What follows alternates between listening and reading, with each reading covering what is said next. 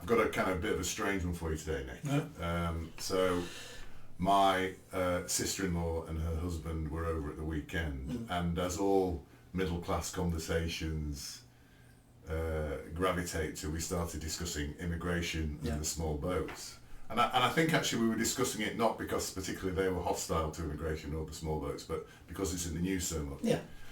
So the conversation started, and of course I have my particular agenda and view. And as part of a gotcha, or I thought was a gotcha with her, I said, well, you know, what level of immigration would you like in this country? And I think you and I discussed this before, but apparently in 1975, 94% of the population in the UK was British white. And I think that percentage now is down to 74% or something. So 25% of the population is immigrants, whether it's legal immigrant or illegal, it doesn't really matter. So I said to her, well, what percentage of the population would you be happy to be immigrants and original British white? And just as a matter of interest, the British white, apparently the DNA of the British white, which is, this idea we're a mongrel nation isn't actually correct. The DNA, apparently they've checked it, goes back to pre-Roman times for the majority of British white people in this country. Of which I'm not, but my mother was. My father's an Indian. So I said, well, would you be happy with 50-50? And she said, yes, I'd be happy with 50-50. And then I said, well, what about 99% immigrants, 1% original British white? Would you be happy with that as well? And she said, yes, I'd be happy with that as well. At which point, I wasn't quite sure. I was thinking, I wish I had Nick with me here.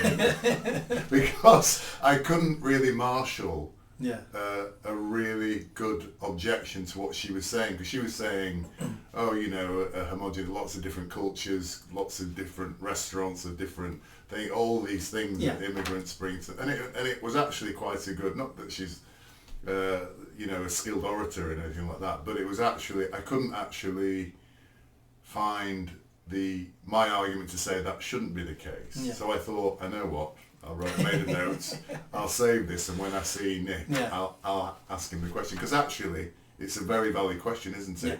And maybe some of our listeners may actually get into these conversations and not have the argument.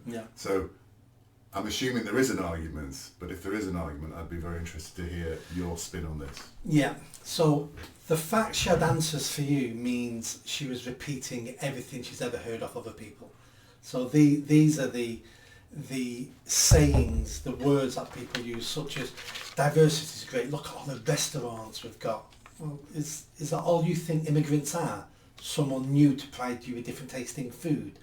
We need immigration for our care system, which we spoke about last time. So that's all immigrants can do, wipe old people's asses. So she's just repeating those mantras about why immigration and diversity is good. She's given it no thought. She's just repeating, just like you do in church with the Hail Mary, she's repeating what she's been told to repeat on those things. What we need to understand is it is human nature for some people, and it's a successful survival strategy to go along with what looks like the winning side. So at the moment in our country, diversity immigration is the winning side. All the politicians are for it, all the institutions are for it, and if you are not for it, you're on the outside.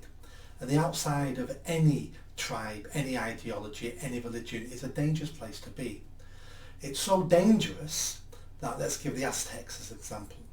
The Aztecs, parents were very happy sacrificing their babies and their children on an altar, having their hearts ripped out while beating and their blood dripping down the sacrifice stone down, and they had grooves where all their blood drained.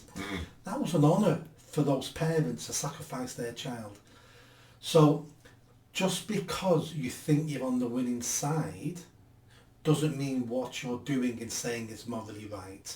So we as humans can pick the wrong side because it's beneficial for our survival. And that's what life's all about, really, survival. Now, if you look over a couple of 100,000 years, it makes sense that that gene that makes you pick the winning side, that makes you sacrifice your children for you to survive, that gene got passed on because they were on the winning side of those particular issues. So we have over a long time become, cowardice is a human trait, and I'm not saying that as a derogatory term. Cowardice saves your life. It gives you a chance to reproduce again. Most brave people in the world were slaughtered. And we don't even know their names. They were slaughtered without us even knowing their names. The people who stood up to Hitler, the generals who stood up to Hitler got slaughtered. The people who stood up to Stalin and Lenin, slaughtered. So being brave is morally correct, but it can end your life a lot quicker and your genes don't get passed on. So that's why she's doing that. So let's go to her argument now of she'd be quite happy with 1% of the UK being British, white, British. Questions I would ask her would, so where did the English go? If you're Indian, you can go to India.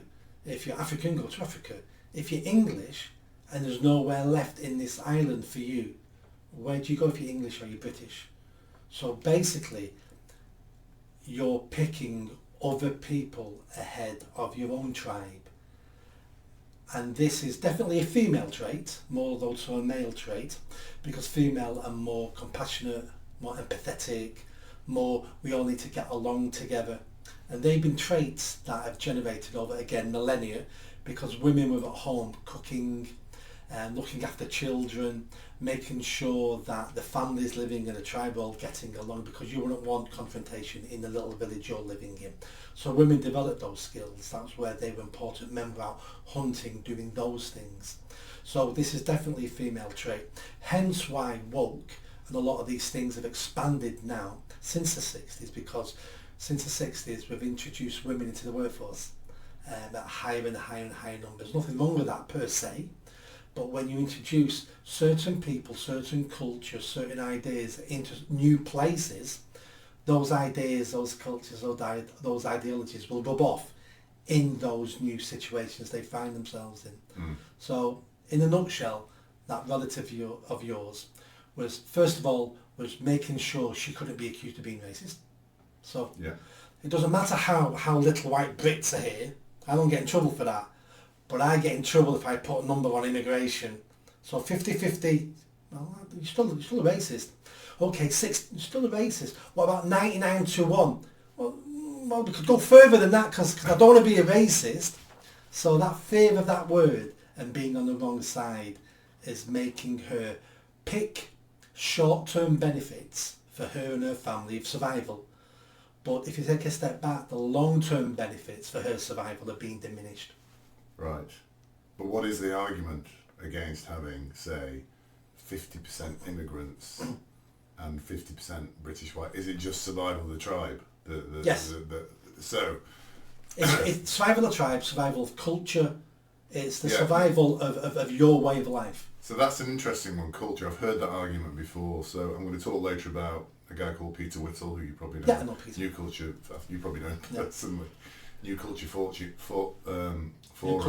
yeah. And he's a very articulate, very learned guy, speaks beautifully, and he lives in London, but he's seeing the erosion of the culture in London. He talks about, but what is that culture that's been eroded? That's the question. The best example I can give you... I'm asking these questions so I can put my arguments forward going forward. Best example I can give you, the best visual example I can give you was the funeral of our late Queen. Do you remember the queues in London? Wrapping round, where she was being laid in state of virtually 99.9% all white people. I didn't notice. You just look at the pictures and they would find somebody who was black or Asian or something and the press would home in on them. But if you looked at the wider pictures and you look, white, because they're all white British. Yeah. And that's a good example of the culture of immigrants coming into the country, making their life here, having a good life here, law-abiding, tax-paying, decent people who, on the majority, still do not feel completely connected to the country as their home, because it's not their homeland, it's their new home, still having connections and still having large feelings towards where they came from. Yeah. And that's shown to me with the death of the Queen, that we didn't have lots of the Asian community queuing up Yeah. to pay respects to our dead queen. Same with the black community, same with the African community. All these communities all stayed at home. Yeah. It wasn't their queen. It just happened to be the chief exec of the hotel I'm staying in at the moment. That's how our country's treated, as a hotel. You can like the hotel, you can respect the hotel. It's just a hotel. Your home is somewhere else, and many people feel that. And another way of looking at this is what I think it was Norman Tebbit in the 80s said. As somebody who's talking about the Asian community, ask them what cricket team they support. Yeah. And we've got British-born people who are third, fourth generation in our country who say they're British and support Pakistan cricket team when they're playing against England. Yeah. Not only is that wrong, I find that really offensive. But why? The question, because I'm looking for a slam dunk argument here. So, why does it matter if only the white British turn up for the Queen's funeral? Why does it matter? And I know lots of Indians or Pakistanis who support Pakistan, but are, as you say, tax-paying, law-abiding British citizens. Yeah. But their heart lies. I mean, my father, who came from Trinidad, an Indian, an Asian from Trinidad, but he supported the West. Actually, I think he did actually support the British team, but he liked the West Indian cricket team, which was a great team in the 70s. What I'm trying to put my finger on is why does it matter if instinctively I know. I understand it matters, but I can't articulate why it matters. So why does it matter if a British-born Indian Pakistani who's law-abiding citizen isn't a radical Islamist, is whatever he might be, supports Pakistan over the English? Why does that matter? That's all around social cohesion. Right. Okay. You only can have peace in a society where everybody is pulling the same way. Everybody feels that everybody has the same outcome. Okay, so this is good. Yeah. I like that. So social cohesion. Yeah. Yes. Okay. So I think we're moving into something I kind of understand now. So, are you saying if we have a whole bunch of a diaspora of all different types of religions supporting for different international teams, different countries, social cohesion starts to break down? Because there's nothing there bringing us together as one nation. Right. So if we have your next door neighbour is Bangladeshi and supports the Bangladeshi cricket team, and your other neighbour is Jamaican and supports Jamaica in the football, whatever, what is it in your community where's your umbrella that you can all say we're all under this umbrella? Yeah. Because there isn't anything. So therefore you start, or subconsciously, you view those people as different from you. You're not really British because you support Jamaica, and that's quite true. Yeah. You are not the same as me, and if we went to war, I don't think you'd fight for this country, but you're quite willing to live here and take all the benefits of this country. And it starts sowing those seeds of distrust. Yeah. And the only way society gets along is that communal trust we have with each other, where we know, talking now, there's rules that keep us from talking. At no point am I worried you're going to hit me. Mm. And anybody I speak to in the UK, I'm not worried they're going to hit me, because I've made that judgment in this country that that sort of violence unexpectedly doesn't happen. Do you get that sense when you're talking to my wife? Because I know you and her disagree on quite a lot on everything. I don't get the impression she wants to hit me. I get the impression she wants to gag me and not hit me. But we're making those judgments all the time, and that's how we get along as society. Yeah. But if we get to a stage where you're not like me, I don't know what you think and you believe in, I don't know what you're going to do, therefore I have less to do with you, because for me to engage with you, it's complicated and it's hard work, because I'm always thinking all the time, should I say this, should I say that, how are you going to react? And it's easier for me not to engage you. Mm. Hence we start separating on different lines such as religion, race, and that always leads to tribal warfare. And tribal warfare comes around when resources are tight. Mm. When you're in the good times, who cares? We've all got enough. We can have a laugh and a joke. I don't mind you don't support anything. But when times are tight, and the government is looking at dishing out money, and you're going, why are they getting that money? Why are they getting more money than my group are getting money? This is favouritism. That's because they've elected their... And next thing you know, these are mini civil wars within society if we don't all pull in the same direction, and there isn't anything that holds us all together. That's why we created a nation state. Yes. I think you've hit the nail, whether you did it deliberately or not, I think you've hit the nail right on the head.